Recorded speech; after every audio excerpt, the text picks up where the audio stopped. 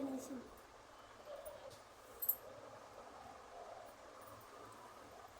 ఎప్పుడు పాడతాడన్నా ఒకటి శివుడే దేవుడని నేనంటే శివుడే దేవుడు కాదంటాడు శివస్వరమే